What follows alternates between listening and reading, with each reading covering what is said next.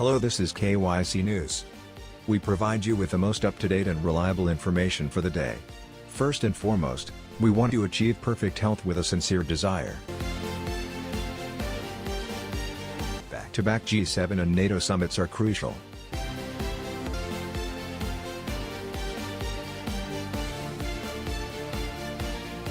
Back-to-back G7 and NATO summits are crucial.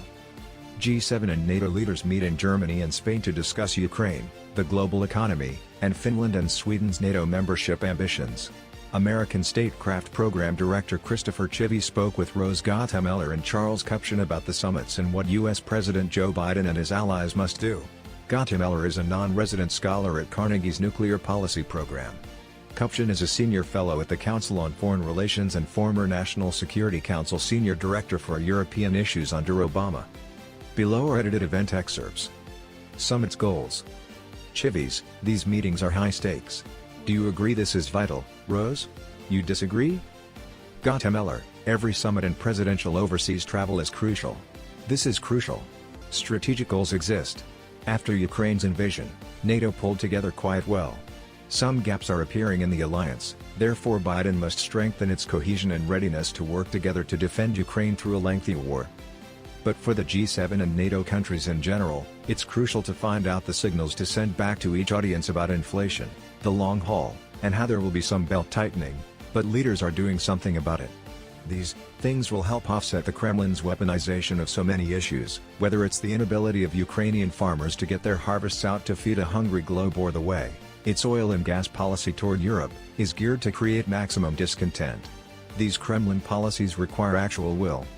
Kupchan, I'm delighted the G7 and NATO meet together for a few reasons. The G7 is a smaller group, so it's perfect for signal checking and setting future actions. G7 meetings are less choreographed than NATO summits. Everyone gets 5 minutes to speak during NATO gatherings. G7 has more flexibility. I think this is a time when leaders should have candid dialogues. Much of what has to be discussed isn't on NATO's agenda. As Rose noted, there's also food security. There's energy. Climate change. There's a lot that's more geoeconomic than geostrategic, thus the G7/NATO tag team is helpful. I'd encourage Biden's team to address a few concerns at the G7. One is the sanctions effort and pressuring the Russian economy. The G7 is the ideal location to hold this talk because all the world's major economies must agree for sanctions to work. Second, Ukraine's ports must be open to export grain. Because of a humanitarian emergency and potential migration overflow into Europe. Even if the war continues, this seems like an area where Ukraine could demine the harbors and Russia could stop the siege. NATO attacking Russian ships seems escalatory to me. This is a good time for a breakthrough. Political and economic repercussions worries me most about where we are in the Ukraine war. They're unstable after Berlin. Gas near $5.50 a gallon in the US. Food prices are rising. The G7 could examine the war's effects on the global economy, inflation, and the IMF's downgrade of global growth. Ukraine war. Chivies, when Russia invaded Ukraine, there was widespread support. In recent weeks, we've seen alliance tensions emerge. There is still strong backing for Kyiv, but some countries want to end the war as soon as possible, while others think we should keep supporting Ukraine until it wins. Given the tension, what's U.S. policy? Kupchan, I'm in the bring it to a close sooner rather than later camp since time isn't on Ukraine's favor in various ways. The battlefield's momentum has altered. Even with more weapons, it will be hard for the Ukrainians to recapture Russia's land. I don't think Russian forces can be removed from Ukraine and the 2014 borders restored. So, I think you should discuss ending the conflict. The Biden administration hasn't done this. The opposite is true. I encourage the administration to start this conversation during this trip. I think Europe wants this conversation to start. The ripple effects will grow. If we're still in a conflict as the weather cools and people put on their heaters, Germany may ration gas. Do we want to go there? Germany is debating this subject, and the Italian government just had a defection. Washington should start this dialogue. Gottemoeller, demand is coming from Italy, France, and Germany. The Baltic nations, Poland, Romania, and Bulgaria, effectively the former Warsaw Pact countries, are now NATO members. These countries have traditionally been distrustful of Russia and skeptical of diplomacy. So that's influencing their mentality, and they're terrified Russia will attack next.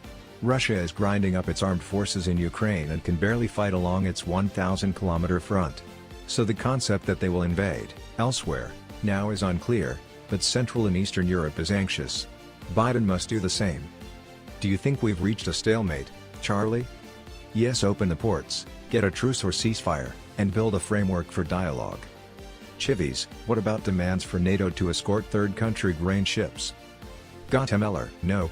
Individual NATO countries could escort, but not NATO as an entity. Nonsense. Also, we should help food-needy countries. If they have naval warships, the UN should invite them to escort. This grain should be marketed globally. NATO's strategic concept. How should NATO use its strategic concept? Guatemala, the strategic concept is NATO's mission statement. Current one is dated 2010. It says Europe is at peace and NATO faces no conventional challenges. Time's up. Even after Russia invaded Crimea and destabilized the Donbas, it rang hollow. At the time, NATO was busy establishing combat groups in the Baltic states and Poland, reinforcing, and building up its ability to quickly reinforce, so it didn't want to spend the time and resources to rework the strategic concept. The goals are to improve NATO's deterrence and defense strengths and its ability to defend all member states.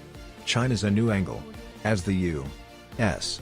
transfers its military attention and force to the Indo-Pacific, NATO must assist that effort, not by operating in the region, but by bolstering Europe's defense while the U.S. is away. NATO must reinvigorate its resolve to defend European and Allied territory from military threats. I expect the new strategic concept will also address how to deter weapons of mass destruction and the threats Russia has posed with nuclear, chemical, biological, and radiological weapons. China.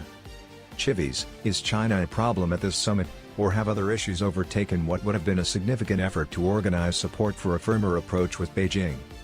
Guatemala, China was expected to dominate NATO's thought and decision-making under the strategic concept. I was on a teleconference regarding polar research and what's happening now that Russia has withdrawn from Arctic climate change collaboration.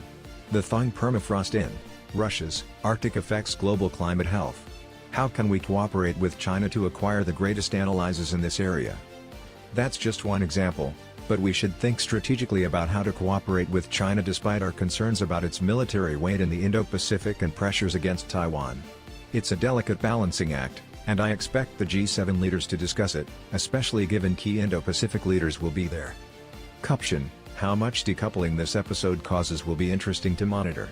Are we ready to enter a time of deglobalization in which we see Russia get scorched by sanctions and ask if we want to continue with that level of economic interdependence? China is at a disadvantage since the yuan is not an international currency. This puts it at a disadvantage when considering the war's economic impact. U.S. midterms. Chivies, how might the midterms affect U.S. policy toward Ukraine? Guatemala, bipartisan support for Ukraine is extraordinary. As Undersecretary for Arms Control and International Security, I manage the Political Military Affairs Bureau, which licenses weapons assistance. There was always big discussion, especially remembering 2014 and the Obama administration, but we weren't willing to deliver major weapon systems to Ukraine. Now it's 180 degrees different, with GOP support. So I think that could continue even if the midterm elections led the U.S. in the opposite direction, with Republicans controlling the House and or Senate. I worry about the MAGA crowd returning and turning inward. Putin is monitoring this closely because it's part of his long-term goal to divide and conquer. That's the Kremlin's NATO policy. Caption: I don't think Congress will force the Biden administration to rethink its Ukraine strategy. Congress is powerless. I'm still worried about American politics, and I think the economy plays a big role. Guatemala, Charlie, may I differ? The Biden administration had to convince Congress to provide $40 billion in aid, which Ukraine says would run out by the end of the year. If the House or Senate flips, it will be tough to get Congress to pay Ukraine. Putin is likely watching this.